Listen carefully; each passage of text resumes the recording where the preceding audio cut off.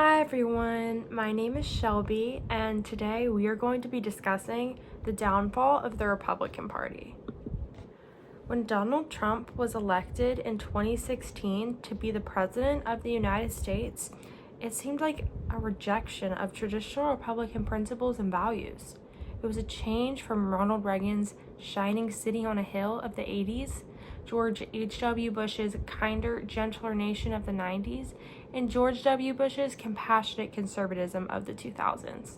The Republican Party was supposed to be the party of moral high ground, who lived in a religious and family-oriented way. So how did Trump get elected? On paper, he appears to be the complete opposite.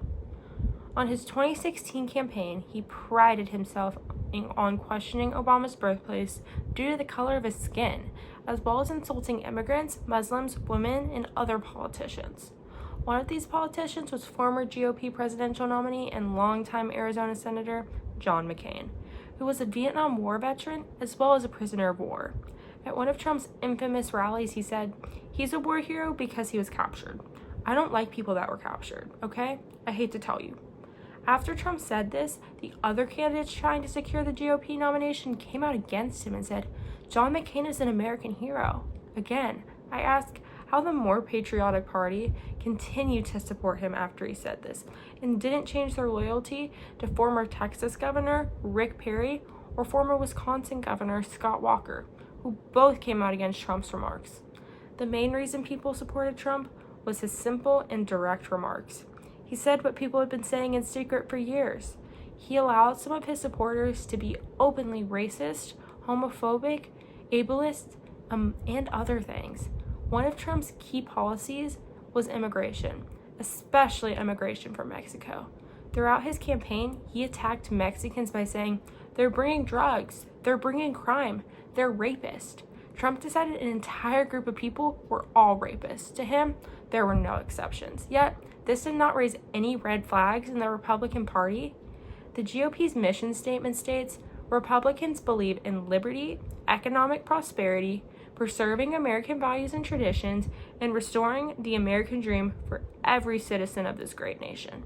As a party, we support policies that seek to achieve those goals. But how does Trump support any of these values? The Republican Party says they want liberty, but instead put policies into place that do the very opposite. For the 2024 election, the Trump campaign is running on an agenda called Agenda 47.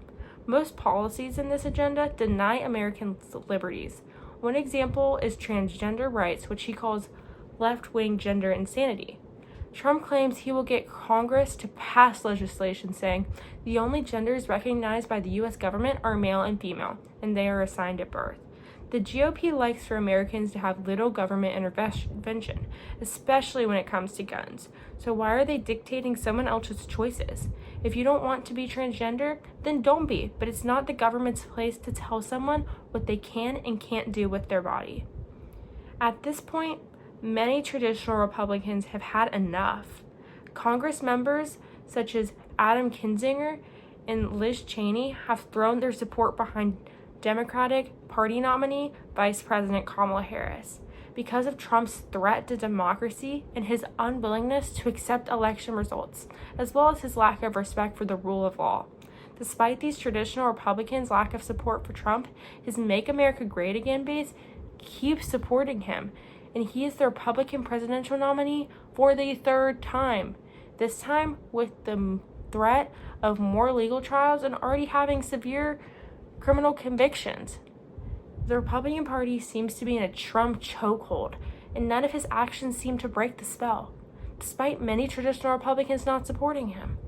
Imagine how differently this presidential election would be if Nikki Haley, a more traditional Republican, had been the Republican Party's nominee. The country could go back to focusing on actual issues and policy differences during the election, rather than Trump's grade school playground bully insults. It is beyond time for the Republican Party to go back to its roots so that this country has two healthy political parties for our country to choose from. Trump's stranglehold on the Republican Party has gone on far long enough.